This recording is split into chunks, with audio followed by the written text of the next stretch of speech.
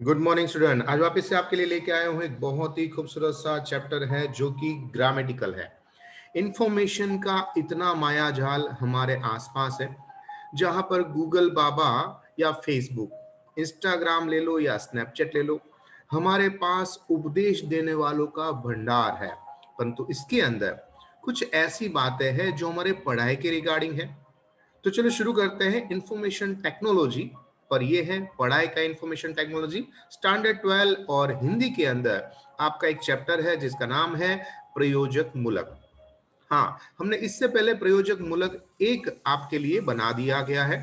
प्रयोजक मूलक दो, जिसका नाम है सूचना प्रौद्योगिकी, इसके ऊपर आज हम जानकारी ले रहे हैं। और इसके जो मार्क्स है वो है टोटल 5। तो बहुत ही अच्छी तरह से इसके सारे क्वेश्चन आंसर्स एंड इसके टॉपिक को हिंदी में समझने की कोशिश करिए, क्योंकि हमें इंग्लिश तो आता है, पर आज हम इतने सारे इंटरनेट के माध्यम से हिंदी के कुछ वर्ड हम भूल चुके हैं, जो इसके माध्यम से हम सीखने की पूरी कोशिश करते हैं। तो चलो सारी चीजें चेक करें। आपके पास notebook, pen, pencil and text book होनी चाहिए। एंड शुरू करते हैं सूचना प्रौद्योगिकी। और यहाँ पर सबसे पहले जानकारी लेते हैं what is the meaning of information technology. हमारे पास गूगल बाबा तो है ही, गूगल करिएगा, आपको बताएंगे इंफॉर्मेशन टेक्नोलॉजी क्या है, वो इंग्लिश में बताएंगे। पर हम यहाँ पर इंग्लिश का क्लास नहीं कर रहे हैं, हम कर रहे हैं हिंदी का क्लास। तो चलो शुरुआत करते हैं सबसे पहले कंप्यूटर, जिसको हिंदी में कहते हैं संगणक यंत्र। ठीक है, तो संगणक यंत्र के बारे में क्या बताया गया है। कंप्यूटर को दिमाग का मशीनी रूप कहा जाता है। कंप्यूटर आज बहुत ही विकसित हो चुका है और आज इससे प्रयुक्त किए जाने वाले जो शब्द है, यानी कि वर्ड पावर है, आंकड़े है, संख्या है और चित्र है, उसको स्मृति कोश में संचित किया जा सकता है। आज यह जटिल से जटिल कार्य को भी बहुत ही आसान तरीके से कर सकता है। हम जिन कंप्यूटर को देखते हैं उसे हम पीसी यानी कि पर्सनल कंप्यूटर कहते हैं। लैपटॉप तथा पाम टॉप कंप्यूटर का एक छोटा सा ही रूप है। पाम को टॉप को तो हम हथेली में हाथ में रखकर भी काम कर सकते हैं। इस तरह से कंप्यूटर आज हमारे जीवन का सबसे बड़ा अंग बन गया है। अब आता है टॉपिक नंबर सेकेंड, जिसका नाम है सॉफ्टवेयर एंड हार्डवेयर। सॉफ्टवेयर और हार्डवेयर ये दोनों शब्द बहुत ही प्रचलित है। आप जहां पर भी जाओ ये बात होती रहती है। हार्डवेयर किसे कहा जाएगा, तो हार्डवेयर जिसको मशीन कहते हैं, है ना, जिसको हम छू सकते हैं, हम उसको टच कर सकते हैं। इसमें क्या क्या आता है, तो क्या मॉनिटर आता है, कुंजी पटल यानी कीबोर्ड आता है, केंद्रीय संसाधन इकाई सीपीयू, माउस और मुद्रक। अब मुद्रक का मतलब क्या होता है, दैट इज प्रिंटर। यस, इन सब का समावेश होता है।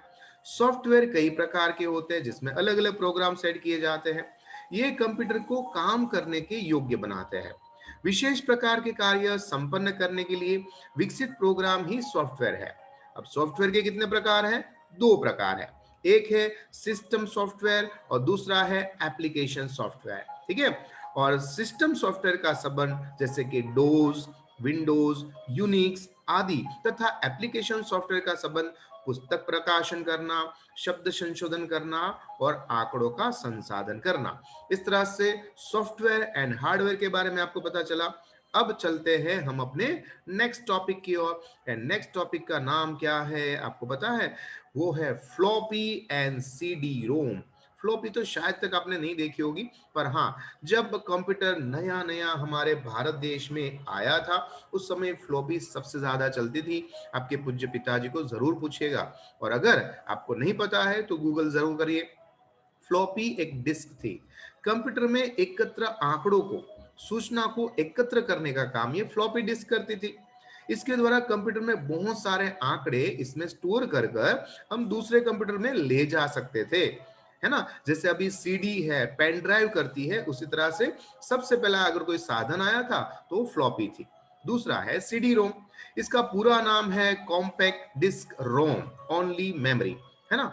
इससे काफी अधिक सूचना एकत्र की जा सकती थी। इसमें एकत्र सूचना को हम कंप्यूटर के केवल पढ़ा जा सकता था। इसका आकार 12 इंच का हुआ करता था। अब ये 12 सेंटीमीटर छोटी सी डिस्क भी होती है। और इस तरह से सीडी रोम और फ्लोपी ने हमारी इंफॉर्मेशन को एक कंप्यूटर से दूसरे कंप्यूटर को ले जाने में आसान बना दिया था। अब बात करेंगे इंटरनेट, दूसरा इंट्रानेट और तीसरा है डब्ल्यू। अब ये क्या होता है, हमने देखा है, समझा है, जाना है, पर हिंदी में जरा समझाओ। तो सबसे पहले इंटरनेट की बात करें। इंटरनेट दुनिया भर के कंप्यूटर को जोड़कर बनाया जाता है और ये एक नेटवर्क है। इंटरनेट पर हर विषय और मसले का बहुत ही आसानी से आपको सूचना, इंफॉर्मेशन मिल जाती है। इस पर किसी तरह का सरकारी नियंत्रण और भौगोलिक सीमाओं का दबाव नहीं होता है। इसके कारण से सूचना के आदान प्रदान के क्रांति आ जाती है। और अब मोबाइल फोन तथा टेलीविजन जैसे उपकरणों को भी इंटरनेट एक्सेस किया जाता है। इंटरनेट को कोई भी एक्सेस कर सकता है। इस तरह से इंटरनेट देश, दुनिया, राज्य, शहर और गांव में भी है, मोबाइल में भी है और कंप्यूटर में भी है। उसके बाद है इंट्रानेट। अब इंट्रानेट क्या होता है, तो सरकार और कंपनियों को अपनी विभिन्न ऑफिसों को अपने नेटवर्क को कंट्रोल में रखना होता है ताकि उसकी इंफॉर्मेशन दूसरे तक ना जा सके। इसके कारण से वो अपना ही एक नेट बना लेते हैं, इसको कहते हैं इंट्रानेट। इंट्रानेट और इंटरनेट एक छोटा सा ही रूप है ना। फर्क इतना है कि इंटरनेट को कोई भी एक्सेस कर सकता है, जबकि इंट्रानेट को जो संस्था या जो इंस्टीट्यूट है या ऑफिस है या कंपनी है या सरकारी दफ्तर है, वही अपने जरूरत के लिए एक दूसरे के पास पहुंचाकर इस्तेमाल कर लेते हैं। ठीक है। अब बात करेंगे डब्ल्यू। अब डब्ल्यू का पूरा नाम क्या है, that is world wide web. यह दुनिया भर में फैला हुआ है, यानी कि एक मकड़ी के झाले जैसा है। इसके द्वारा हम इंटरनेट पर आसानी से मनचाही साइट पे जा सकते हैं और हम अपनी चीजों को पढ़ भी सकते हैं, चित्र देख सकते हैं, आवाज भी सुन सकते हैं। लेकिन वर्ल्ड वाइड वेब और इंटरनेट दोनों एक नहीं है। इंटरनेट कई तरह के होते हैं और वर्ल्ड वाइड वेब का मिला जुला रूप आप कह सकते हो, पर यह बहुत ही व्यापक है। ठीक है। तो इस तरह से हमने जाना इंटरनेट, इंट्रानेट एंड डब्ल्यू। ठीक है। चलो, तो नाउ नेक्स्ट टॉपिक हमारा क्या जा रहा है, उसका नाम है ईमेल, HTML, HTTP और ऑपरेटिंग सिस्टम। अब ये चार टॉपिक बहुत ही हमने सुने हैं, पर एग्जैक्टली क्या वर्क करते हैं, चलो देखते हैं, समझते हैं और हिंदी में इसकी जानकारी लेते हैं। ईमेल का मतलब होता है एक प्रकार का पत्र। ये पत्र भेजने के लिए द्रुतगामी इलेक्ट्रॉनिक विधि होती है। यानी मेरे पास आपका एड्रेस होना चाहिए, ईमेल एड्रेस, और आपके पास मेरा एड्रेस होना चाहिए। इससे कोई भी संदेश को हम आसानी से पलक झपकते ही दुनिया के एक कोने से दूसरे कोने तक हम पहुंचा सकते हैं। ईमेल के साथ हम चित्र है, आवाज करने वाली फाइल है या हम वीडियो भी भेज सकते हैं। कई वेबसाइट मुफ्त में ईमेल सेवा पेश करती है। इसके अतिरिक्त आप अपनी ईमेल पहचान भी सकते हैं और उस पर खास प्रकार की साइट यानी कि पहचान पर संदेश भी भेजा जा सकता है। इस तरह से ईमेल बहुत ही आसान तरीका है हम अपने संदेश दूसरे तक पहुंचाए। अब बात करेंगे HTML। HTML का मतलब होता है हाइपर टेक्स्ट मार्कअप लैंग्वेज। इस कंप्यूटर जबान का उपयोग वर्ल्ड वाइड वेब के डेटा पेश करने के लिए किया जाता है। ठीक है। तो आप जब डिटेल में पढ़ोगे बड़े होकर कंप्यूटर के अंदर, तो आपकी इसकी और जानकारी आएंगी, क्योंकि ये एक प्रकार की लैंग्वेज है, आपको पढ़ने में बहुत मजा आएगा। दूसरा है HTTP। HTTP का मतलब होता है हाइपर टेक्स्ट ट्रांसफर प्रोटोकॉल। इस सिस्टम का उपयोग होता है वर्ल्ड वाइड वेब में डॉक्यूमेंट मंगाने और डॉक्यूमेंट को भेजने के लिए। ठीक है। और उसके बाद आता है ऑपरेटिंग सिस्टम। यह एक ऐसा प्लेटफॉर्म होता है जो आपके कंप्यूटर पर विभिन्न सॉफ्टवेयर और प्रोग्राम चलाने में मदद करता है। देखो, हमारे पास कंप्यूटर है, हम धनाधन यूज करते हैं, पर ये सारी छोटी छोटी जानकारी हमारी इंफॉर्मेशन को और बढ़ावा देता है ना। तो अगर आपको ये जानकारी अच्छी लगे तो दूसरे मित्र तक जरूर पहुंचाएगा, क्योंकि ये सिर्फ पढ़ाई नहीं है, ये एक ऐसी जानकारी है जो हमारा जीके लेवल को बढ़ा देता है। आगे बढ़ते हैं और देखते हैं ब्राउजर, सर्च इंजन और ई कॉमर्स के बारे में जानकारी लेते हैं। सबसे पहले ब्राउजर। ब्राउजर एक सॉफ्टवेयर है, यह हमें वर्ल्ड वाइड वेब तक पहुंचाने में मदद करता है, यानी प्रकाश साहब गेट कीपर है कि आप बताओ कहां जाना चाहते हो। अपने कंप्यूटर पर ब्राउजर से चिन्ह पर क्लिक करने से ये हमें तुरंत ही इंटरनेट के साथ जोड़ देता है कि आइए और जो चाहिए प्राप्त कर लीजिए, ठीक है। उसके बाद बात करें सर्च इंजन।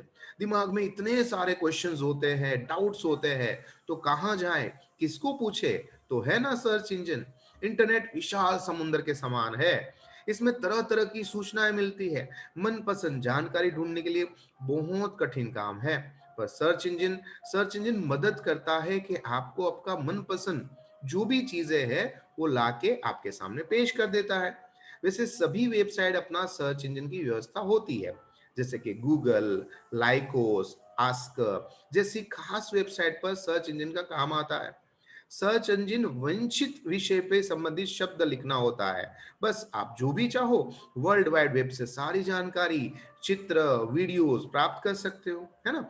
अब बात करेंगे ई कॉमर्स के बारे में। ये भी हमने सुना है, पर आज इसके बारे में जानकारी लेते हैं। कॉमर्स का क्या मतलब होता है? कॉमर्स का मतलब होता है इलेक्ट्रॉनिक कॉमर्स, ई कॉमर्स का पूरा नाम।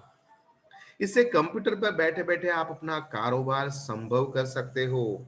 इस ई कॉमर्स के दो तरह होता है, एक होता है बी टू बी और उसका मतलब होता है बिजनेस टू बिजनेस, और दूसरा जो होता है वो होता है आपके लिए बी टू सी। इसके अंदर होता है बिजनेस टू कस्टमर। इस तरह से आप बिजनेस से बिजनेस के साथ जोड़ सकते हो और अपना कारोबार संभव कर सकते हो। जबकि बी टू सी के अंदर बिजनेस को आप कस्टमर के साथ जोड़ सकते हो और बहुत ही आसानी से लोगों के साथ अपना सामान बेच सकते हो। बताओ, तो ये हो गया ना एक प्रकार की दुकान, यस, ये एक शॉप है। ई कॉमर्स का मतलब होता है इलेक्ट्रॉनिक धंधा, बिजनेस, ठीक है। तो चलो शुरू करते हैं नेक्स्ट जानकारी प्राप्त करने का। उसका नाम है ब्रॉडबैंड, ब्रैंडविड्थ और वायरस। अब ये में सबसे ज्यादा डेंजरस है वायरस। कोरोना के कारण से वायरस पे ज्यादा फोकस हो जाता है। तो सबसे पहले ब्रॉडबैंड देखते हैं। इस समय इंटरनेट को मिलने वाली सूचना, चित्र तथा आवाज वाली फाइलों को कंप्यूटर पर प्राप्त करने के लिए बहुत समय लगता है। ब्रॉडबैंड के द्वारा बहुत ही तेजी से, यस, बहुत ही फास्ट हम इंटरनेट को एक्सेस कर सकते हैं और पूरे विश्व में जो भी दिशा में आप काम करना चाहते हो उसमें आपकी स्पीड, आपकी झड़प, आपकी ताकत बढ़ा सकते हो। और दूसरा होता है ब्रैडविड्थ। ब्रैडविड्थ का अर्थ होता है किसी भी नेटवर्क को कनेक्शन की क्षमता। इससे यह पता चलता है कि ये नेटवर्क का डाटा का प्रवाह कितनी तेजी से जा रहा है। वरना हमें कैसे पता चलेगा कि इसमें डेटा है और कितना फास्ट जा रहा है, नहीं जा रहा है, वो हमें ब्रैडविड्थ बताता है। और बात करेंगे वायरस। वायरस का मतलब होता है कंप्यूटर ऑपरेटिंग सिस्टम को तबाह करने वाली एक चीज। वायरस एक तरह से घुसपैठिया है जो कंप्यूटर प्रोग्राम में घुस जाता है और हमारी सारे डेटा को चुरा लेता है। यह टेलीफोन लाइन से आ जाता है, कभी फ्लॉपी डिस्क से आता है, कभी पेन ड्राइव से आता है और हमारे कंप्यूटर में, हमारे मोबाइल में घुस जाता है। और कितने सारे ईमेल है, कितनी सारी जानकारी है, वो वायरस तबाह कर सकता है या पास ऑन भी कर सकता है। तो वायरस से बच के रहना चाहिए, ठीक है। अब बात करेंगे ISP, SASP and 3G 4G phone. अभी तो नेक्स्ट जनरेशन आ रहा है 5G का, पर चलो 4G तक तो जानकारी लेते हैं। एग्जैक्टली 4G होता क्या है, ठीक है। तो सबसे पहले ISP की जानकारी लेते हैं। ISP का पूरा नाम होता है इंटरनेट सर्विस प्रोवाइडर। यह एक कंपनी है जो इंटरनेट सेवा उपलब्ध करती है। ये कंपनियां ऑप्टिक फाइबर, टेलीफोन लाइन तथा केबल के माध्यम से सेवा उपलब्ध कराती है और कई ISP के द्वारा हमें फ्री में सेवा शुरू कर देती है। और ASP का मतलब होता है एप्लीकेशन सर्विस प्रोवाइडर। आवश्यकता पड़ने पर ये हमें बहुत सारी जानकारियां प्रदान करता है और इसके अंदर सॉफ्टवेयर आदि तैयार भी करते हैं। और इसके कारण से हम दुनिया की जरूरत वाली रोजाना बातों को भी हम ढूंढ सकते हैं और उसको आगे भी ले जा सकते हैं। इसके लिए हमें ASP की जरूरत पड़ती है। उसके बाद बात करें 3G एंड 4G के बारे में। इस प्रकार यानी जाने वाली तीसरी और चौथी, ये मोबाइल की एक विकसित करने वाली, तेजी से काम करने वाला साधन है। इस फोन के द्वारा हम इंटरनेट को देखने की व्यवस्था और फास्ट कर सकते हैं, मल्टीमीडिया संदेश को भेजना सरल बना सकते हैं, सूचना की गति बढ़ा सकते हैं आज के मोबाइल में दूसरी पीढ़ी के यानी कि 2G वेद होकर उसमें बहुत सारे एप्लीकेशंस है, वायरलेस है, एक्सेस प्रोटोकॉल है, जिसमें परेशानी आती है। तो 3G उसको और बेटर बनाता है और 4G उससे और बेटर बनाएगा एंड 5G तो पता नहीं क्या क्या करके देगा। सो 3G यानी कि third generation, fourth generation and next आएगा फिफ्थ जनरेशन, जो आपके इंटरनेट स्पीड को बहुत ही आसान, सरल और फास्ट बनाने में आपकी मदद करेगा। ठीक है, चलो अब बात करेंगे SMS यानी SMS, दूसरा है EMS एंड तीसरा है इंटरनेट टेलीफोनिक और लास्ट में है सर्वर। तो क्या है एसएमएस का मतलब होता है, ईएमएस का मतलब होता है तो शॉर्ट मैसेज सर्विस। याद रखिएगा, बहुत सी बार ये जीके क्वेश्चन आपको पूछा जाता है। और हमारे जो अमिताभ बच्चन जी है, वो तो कौन बनेगा करोड़पति में भी इसका प्रश्न पूछा एंड काफी सारे लोगों को इसका फुल फॉर्म नहीं आ रहा था कि शॉर्ट मैसेज सर्विस यानी एसएमएस। और ईएमएस का मतलब होता है एक्सटेंडेड मैसेज सर्विस। मोबाइल के दूसरे मोबाइल पर भेजने वाले छोटे छोटे लिखित संदेश को एसएमएस कहते हैं। और इसकी सीमा बढ़ाने के लिए ईएमएस का मतलब होता है लंबे संदेश, साथ में चित्र जाएगा, संगीत जाएगा और बड़ी बड़ी फाइल भी भेज सकते हैं। अब बात करेंगे इंटरनेट टेलीफोनिक।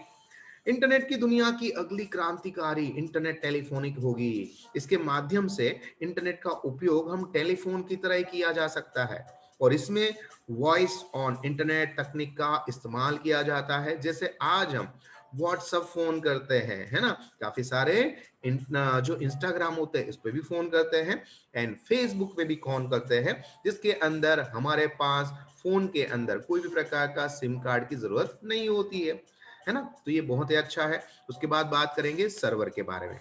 सर्वर किसी भी नेटवर्क का ऐसा कंप्यूटर है जो सारे नेटवर्क के लिए किसी विशेष काम की जिम्मेदारी को संभालता है। जैसे कि प्रिंट सर्वर नेटवर्क में सभी कंप्यूटर को प्रिंट निकालकर संबंधी काम को देखरेख करता है। तो सर्वर भी एक बहुत ही जरूरी कंप्यूटर का एक माध्यम है। ठीक है, अब बात करेंगे फैक्स एंड दूसरा है मॉडेम। फैक्स क्या होता है? फैक्सिमाइल भी इसको कहा जाता है, जबकि इसको रेडियो तरंग या टेलीफोन लाइन के द्वारा हम लिखित जानकारी प्राप्त कर सकते हैं। जैसे मेरे पास कोई भी डॉक्यूमेंट यानी कि आधार कार्ड, पान कार्ड अगर है, मुझे कोई दूसरे शहर में भेजना है तो उसका तुरंत ही समझ लो जेरोक्स कॉपी वहां पर निकलती है और उसको दूसरी जगह पर बहुत ही आसानी से प्राप्त भी किया जा सकता है। साधारण फैक्स मशीन की सूचना भेजी जाती है पर इससे स्कैन कर लेता है एंड टेलीफोन नेटवर्क के द्वारा दूसरी जगह वो फैक्स मशीन पे भेज सकते हैं और इसके लिए आपको जरूरत पड़ती है इंटरनेट की, है ना। उसके बाद बात करेंगे मॉडेम। डिजिटल डेटा भेजने के लिए मॉडेम का उपयोग किया जाता है। टेलीफोन लाइन में कंप्यूटर को इंटरनेट से जोड़ने का काम भी मॉडेम ही करता है।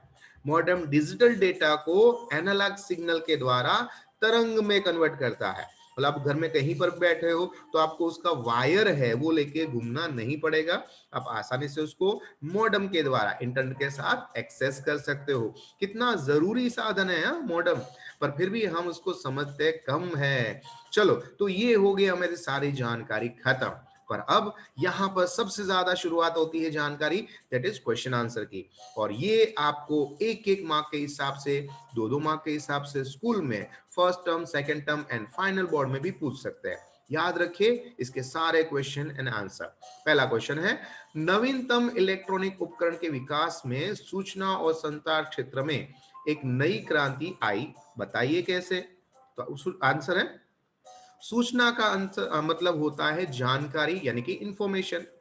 प्रौद्योगिक का अर्थ होता है तकनीकी। इंटरनेट आज हर विषय में, हर मसले यानी कि समस्या की सूचना उपलब्ध कराता है। यह हर तरह की सरकारी नियंत्रण और भौगोलिक सीमा में मुक्त होता है। अब मोबाइल फोन और टेलीविजन जैसे उपकरणों को भी इंटरनेट एक्सेस किया जा सकता है। इस तरह से इंट्रानेट, www तथा ईमेल जैसे इलेक्ट्रॉनिक उपकरण से अपने ढंग की सूचना और संचार क्षेत्र में एक नई क्रांति आई है। ठीक है, उसके बाद बात करेंगे नेक्स्ट क्वेश्चन। नेक्स्ट क्वेश्चन है, कंप्यूटर को मानव मस्तिष्क का मशीन रूप क्यों कहा जाता है। तो इसका उत्तर है, कंप्यूटर आज बहुत ही विकसित हो चुका है। कंप्यूटर इससे प्रयुक्त होने वाले शब्द, आंकड़े, संख्या, चित्र और हमारे मन के अंदर जो स्मृति कोश है यानी कि मेमोरी पावर है, उसको संचित करके हम आगे भेज सकते हैं। आज यह जटिल से जटिल कार्य आसान कर देता है।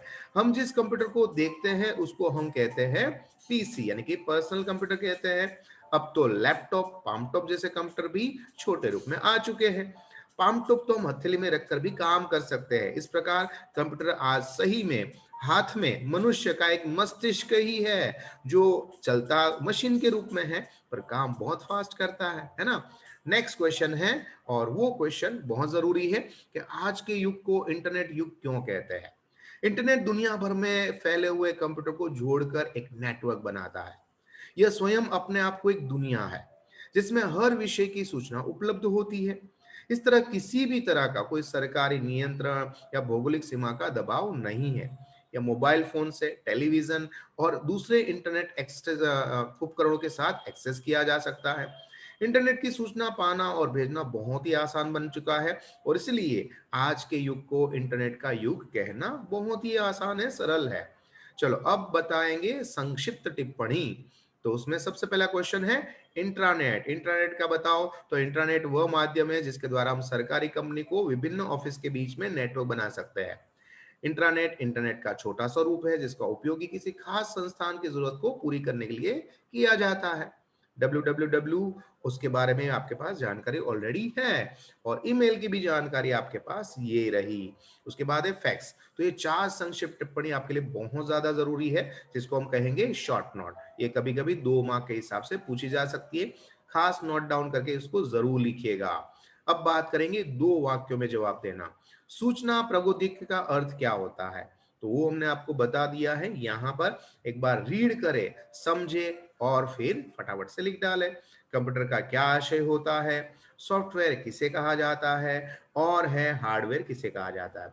ये 2 लाइन में पूछे जाने वाले सारे क्वेश्चंस है। ठीक है, तो आशा करता हूं ये जो है आपको इंफॉर्मेशन जो मैंने आपको पास की, जो कि 100% हिंदी में थी, और साथ में आपको काम आएगी स्टैंडर्ड 12 हिंदी के चैप्टर नंबर 2, वो है प्रयोजक मूलक चैप्टर में।